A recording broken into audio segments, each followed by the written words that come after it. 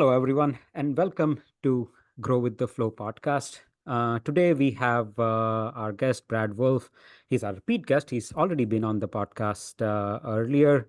Uh, Brad is a founder of Recruiters Coach. He spent 3 decades in recruiting and staffing industry in various positions. And now, with Recruiters Coach, he is helping recruiting founders find their true potential and scale their business. Welcome to the podcast, Brad. Thanks, man. It's great to see you and to be on as a guest again. Well, pleasure is all mine.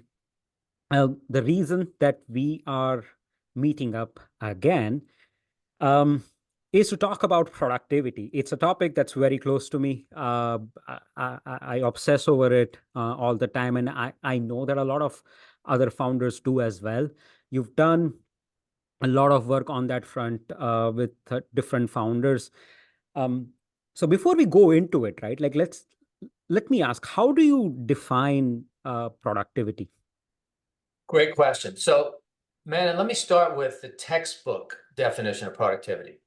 The textbook definition, which is how most people think of productivity, is the volume of output that you produce. But that doesn't work in the recruiting industry, because in the recruiting industry, you can produce a lot of output that is worthless, right? I'm busy, I'm getting a lot done, but it doesn't result in job placements, right? In which case doesn't really trickle down into productivity. So a more accurate productivity for the recruiting industry is the volume of output produced that's likely to lead to placements now or the future. When you define it that way, a lot of the nonsense and BS that people spend their time on is clearly labeled as unproductive. So that changing the definition is a good start to increasing recruiter productivity. That's fabulous. So I see that there is a lot of focus and obsession over activity matrix, right? Like, hey, how many emails did you write? How many calls did you make? And things like that. And it doesn't necessarily result in higher output. Or rather, a targeted output, right? So how do you separate between the two, right? Like, how do you separate the wheat from the chaff? So I think, activity, first of all, activity metrics are very important. Outcome metrics are very important. You need to track, and tracking tells you the effectiveness of what you're doing. The thing is, those metrics are quantitative, but they don't include the qualitative aspect, which is so important. So for example, Manon, let's say that you have a metric that you want your recruiters to interview 10 candidates a week. So one recruiter may interview 10 candidates, and because they didn't know how to screen well up front for fit, only 2 of them were submittable. They submitted 2. Another recruiter only interviewed 5 candidates, but 4 of them were a fit. Now, in the traditional method of metrics, the first recruiter with 10 is twice as productive. But in the reality of submittable candidates, 4 versus 2, the second recruiter was double productive. So it creates a lot of this whole, it's about going through the motions and getting a lot accomplished is the traditional way people look at things, when in reality, unless you factor in the qualitative, now you look at the number of submittals too, but people keep saying, well, what creates the submittals? So it lacks the qualitative aspect. It also lacks the long run approach of building relationships aspect, which is an important part of recruiter productivity. So I'm a big fan of using metrics properly, and you need to have quantitative metrics, but unless you really hit on the quality, you're missing the whole point of recruiter productivity, in my opinion. Sure. So what are some of the qualitative metrics you would advise founders to track? So certainly submittals to interviews. So that's the number one, if you're talking about a candidate-only recruiter. If you're talking about a person that's doing business development, then certainly you want to look at the number of quality job orders, and you need to be able to rate job orders on quality and not just get stuck with quantity. So I see that as a big problem in business development. You need to bring in 2 job orders a week. I'm making up a number. Oh, great. Look, I brought in 3. Yeah, but they were all bullshit. They were garbage. So again, you need to say, we're going to count quality job orders, and here's the criteria to meet a quality job order. So the problem with just going, so that would be, so I think you're saying the number of submittals to client interviews is a big one. Okay. That's going to be, so you have fewer metrics, but that's really the qualitative one. Right. The number of referrals. So you track the source of the candidates. The number of candidates that come from referrals is another one, because then you're rewarding people for building relationships, which is a big part of productivity that doesn't show up in the metrics. So you're not getting away, you're not discarding all the quantitative metrics, but you're saying, look, let's not just encourage people to create a lot of output. Let's really look at quality of the output as well. Makes sense. Makes sense. Now, let's put ourselves in the shoes of a young founder, right? Like, and what would you advise, right? Like some of the key concepts that they should keep in mind when they are optimizing for productivity of their team? So when you want people optimizing for productivity, you're really looking at a number of factors that are key. One of them is, and there's a lot of them, but let me just hit on some of the highlights, some of the main ones. Number one, you really need to focus on daily high productivity habits. And I'm really going to highlight the word habits, because at the end of the day, it's habits that drive consistent behavior, not force and rules. Because when it's a habit, you own it. And people miss that habit piece of it, because that's where things start off all excited, and then within 3 or 4 weeks, they're gone, they fizzled out, because you didn't concentrate on habits. So I really want to hit on high productivity habits, because it isn't sustainable till it's habits. Second is smart goals, because when you think about it, metrics are goals, but the activities that produce the metrics are also goals. So those are activity goals versus outcome goals. But a lot of times when people are planning their day, they're not doing SMART goals. They're just saying, oh, I intend to do this, and they don't make it SMART. SMART is an acronym that means S is specific, M is measurable, A is achievable. In other words, it's realistic. R is relevant. It matters, because you could have goals that achieving it doesn't really make much difference. And T is time bound. So time bound can be a specific date. Time bound can be how much time you're putting into something. Okay. So 5 submittals a week is specific, measurable, achievable. In most cases, it's achievable. Relevant, because submittals are absolutely, it's hard to find a more important metric. And time bound, because it's in a week, a number in a week. Okay. So that's one of the problems, is a lot of things that people call goals aren't SMART, and then they become very hard to achieve. Another element is effective prioritization. So most people really don't know how to prioritize effectively. They just have a long to-do list, and they put it in some kind of order that makes sense at the moment. Often it's random or based on what's easiest or quickest, et cetera. And they don't prioritize effectively. So they're not being highly productive, because they're not spending more of their time on the things that matter most. And then a final one that I want to emphasize is time blocking on the most important task.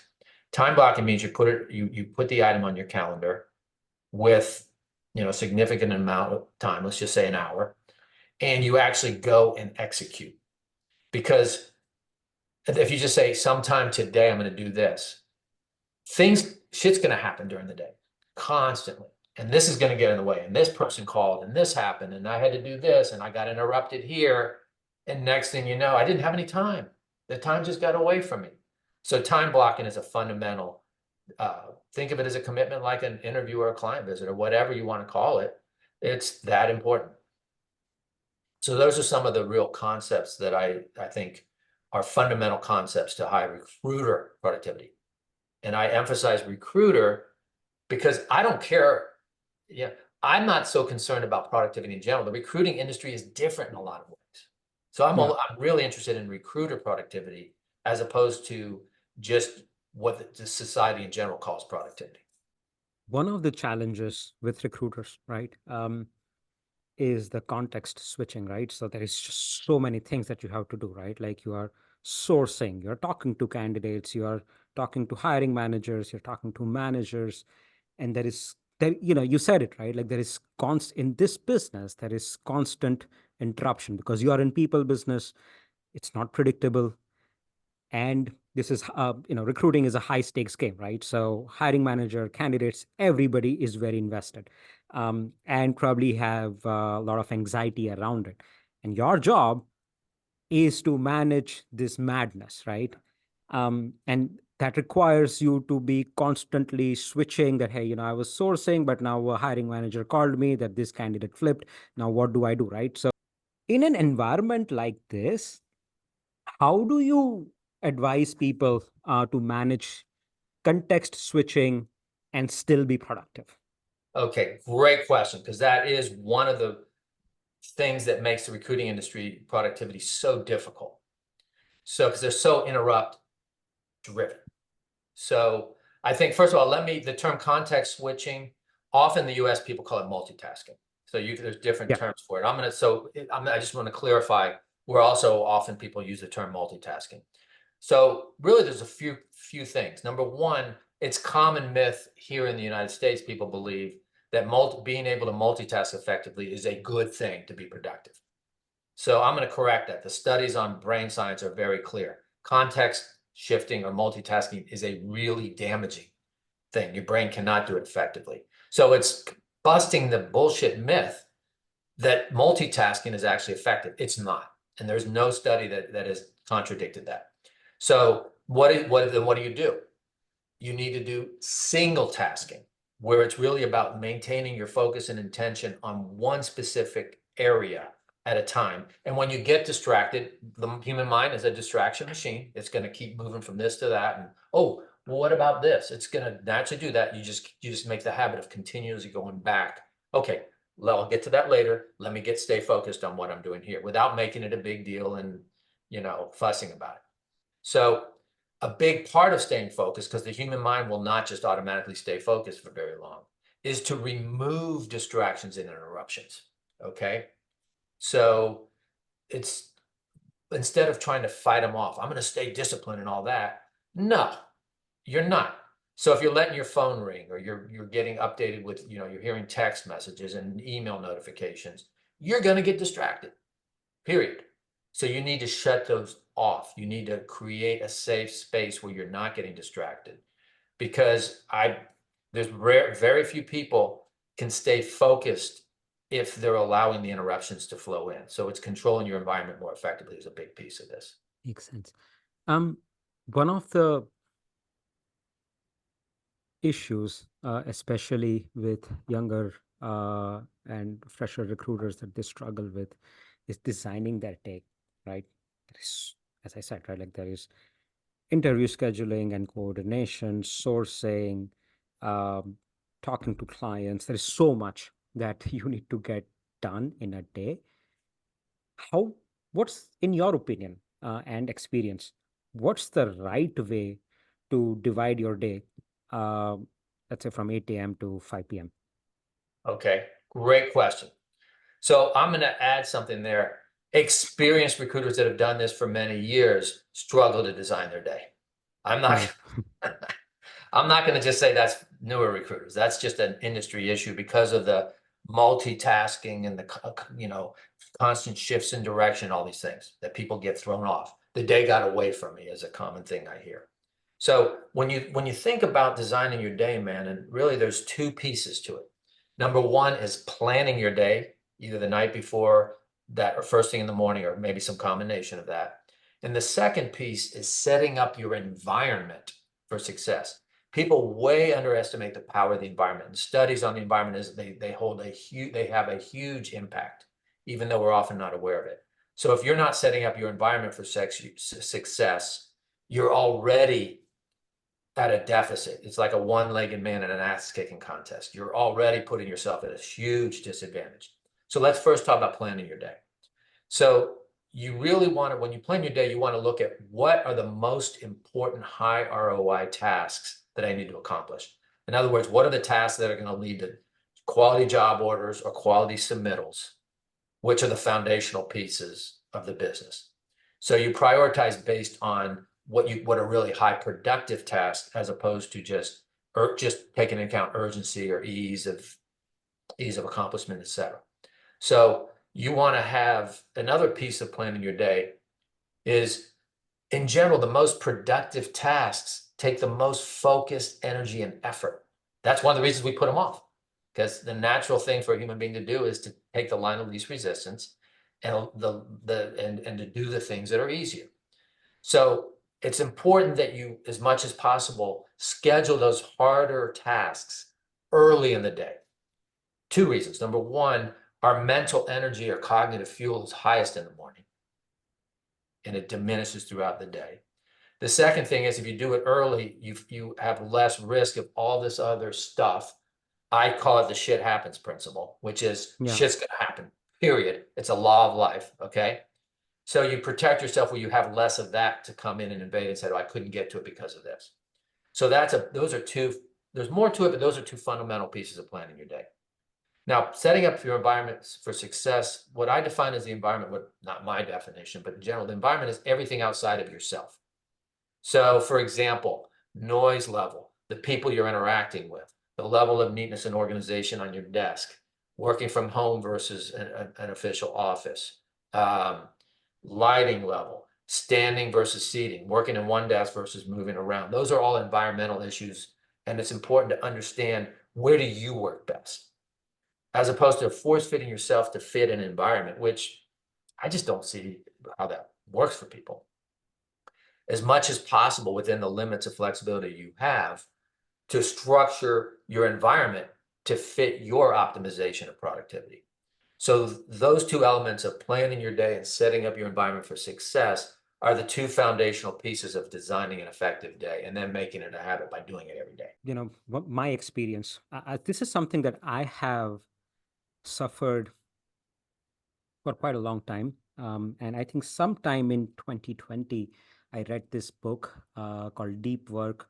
It's a very small book, very quick and easy read, which fundamentally talks about this, that, hey, you have to recognize what's the highest amount of, what's the highest value work that you are going to do, how to prioritize that, and how do you stay focused on it, typically in the morning. But there are some people who probably do it better in the night, but you have to find out, where you fit. I'm a morning person, so I like to do it in the morning. My co-founders are night owls, so they do it late in the night. But um, and it has been transformative for me. You very early in our conversation, right? Like you touched upon something about habits. Um, it's very important to build habits and scale habits, right? Like, it's not just you also have to do this, mentor other people in the team to do the same thing. How do you do that? How do you make good behaviors habits? That is a great question. This is an age-old issue when you're dealing with individuals and teams, because the more people you have, the more challenging it seems to be to build that consistency. And let's hit on the habit, because it's building a culture of prioritizing habits. See, if you don't build it into your organizational culture, it's not going to happen. A culture is basically the habits of how people think and do things. So you've got to say, how do I make this a habit of how people think and do things? So you've got to first prioritize that, unless I make this a habit, it's not going to be sustainable and it'll fizzle out. So that's number one. So how do you do that? You want to, number one, as you're improving, you're implementing specific efforts, like some of the things we talked about. You want to start small, maybe one or two productivity improvement strategies at a time. So let's just say, you know what, all we're going to work on as a firm right now is time blocking and planning and designing your day. Okay. And we're just going to keep focusing on that. And over time, we're going to get good at it. And don't expect it to be quick. The path to developing organizational habits is always going to be longer than you think. So you have to be patient and persistent, and not get all flustered when it starts kind of backsliding, which it naturally will if you don't keep doing these things. Another is, most firms will have a weekly meeting, and often it's one-on-one. Sometimes they'll do group meetings.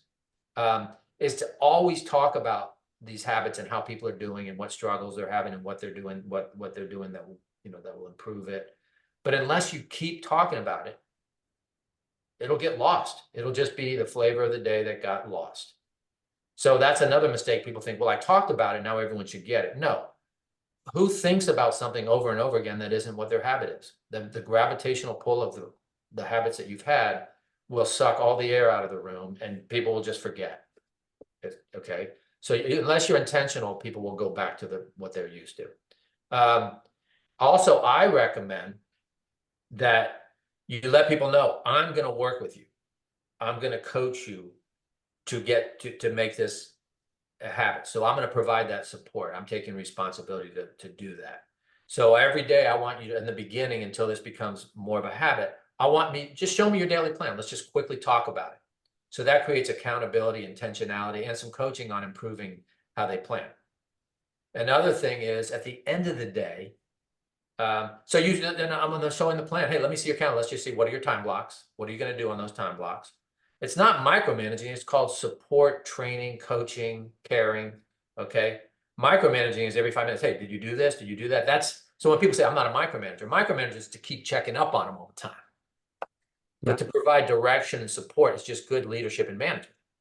Okay. So I just want to address this issue where someone said, Brad, that's micromanaging. No, if every hour you say, hey, how are you doing on that? That can start becoming micromanaging. And then at the end of the day, look, just send me a quick email of what you did, how you did on your plan and what you're going to do tomorrow to improve. And it's not about being perfect. It's the good, bad, the ugly. Awareness changes everything. When people are aware and they think about it, and they say, you know what, I didn't do this. I got caught up in that. Okay, here's what I'll do tomorrow.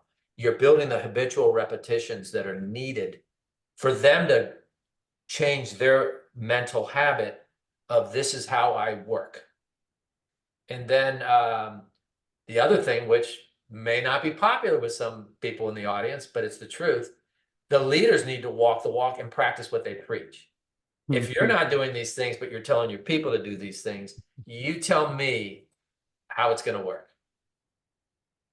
So often that's, quite frankly, the hardest part. Do as I say, not as I do, is a natural thing as human beings, especially leaders, that we're tempted to do. And then, well, I didn't do it because of this. So we even come up with a reason that we think is justified. I had this happen. And it's like, well, that's the whole point of what we were doing too. We had this stuff happen. Yeah. So I think it starts with the leaders, like any true successful change effort. Perfect. Yeah, you're very right about that. One thing that that can be very helpful, uh, and I'm just straight up borrowing this from software engineering culture, right? So in software engineering, what you do is you have a stand-up meeting. So these meetings are called stand-ups because you don't sit down. So it's going to be super fast, where you just update your entire team about what you achieved yesterday and what you're planning on achieving today. It brings accountability, and it also forces you to reflect, hey, I was busy the whole day, but what did I actually produce? Right? And once you start thinking about that, it forces you to, kind of do better prioritization and block your day according to the priority, right? Like, hey, this is the highest impact thing that I can do today. Let me do that first thing in the morning and just block out my calendar for that, right? So it reinforces that behavior. I've seen that outside of engineering. We've started doing that in our marketing team, in our sales team, and it has been super helpful, right? Like, it's just everybody gives like a half a minute to 30 seconds to a 1 minute update. The entire meeting gets wrapped up in 10 to 12 minutes, but super effective in terms of bringing accountability and making people realize, hey, I was busy all day, but I didn't really accomplish anything noteworthy. Once you Absolutely. So start that you're applying the realization. same principles. Yeah. And I want to clarify a point. Accountability technically means the person is reporting on what they did. Here's what I did. Good, bad, or ugly. Here's what I did. Okay. Accountability isn't a punishment concept. It isn't a shaming concept. that understand when you're making these efforts, it's going to be tough. People are going to struggle. They're going to backslide. So instead of saying, why did you do this? You said you were, and make it this critical. And often, at least in the US culture, people are taught that unless you're upset, you show them you can't do that. You don't want to create an environment where it's about being perfect. Then when people will hide and try to just not share what's going on and what they're struggling with, etc. So you already know you're not going to be perfect. This is about continuous improvement. This is not about perfection. I'm not looking for perfection. In reality, if people apply these principles 80 to 90% of the time, not 100%, they're going to be remarkably more productive and remarkably more satisfied and motivated. Because motivation will emerge from being successful. Motivation isn't just a feeling that you have that makes you want to work. So Yeah. Yeah. It's that feedback loop, right? Like you do well, in some time it starts reflecting in your numbers, it starts reflecting in your results. You feel good about that, and it just reinforces those good habits, that creating good wins. behavior. Winning Yeah. cures a lot of problems. Losing, Mm. you keep losing, that creates a whole other mess of problems. So yes, Mm. you're setting yourself up for small wins, and you're gonna have losses in the wins. You're not going to have 100% wins. That's just not realistic. And you don't want to pressure people that they have to be perfect. So I just wanted to cover that this is about, hey, we're all going to work together. We're going to struggle together. We're going to fall together. And we're going to keep getting back up and keep on improving. If you set that frame with your team, then they don't have to be perfect and bullshit you to try to appear that that they're just so constantly committed and don't lose focus. Perfect. Brad, we already talked about deep work. Any other book, podcast, anything, any media that you would recommend to our listeners about habit forming, about productivity, that has had a lot of impact on your thinking? Yes, I've done a lot of research. I continue to do research, psychological and brain science research. A really good book is called Atomic Habits, because it really gets down to the simplicity and the reality of what habits come from and the importance of these habits. So without getting too much into the book, that's another very critical type of book that can make a big impact on how and changing the way you think and do things. Because at the end of the day, we talked about it. It's about what you make a habit. That's what really is going to pull you through, rather than what you know or or a big effort you made this week. That's not what's going to pull you through over time. If anybody has any questions, how do they reach out to you? So probably the best way, you can contact me on LinkedIn, and Wolff. So I guess you can say my name is pronounced Wolf.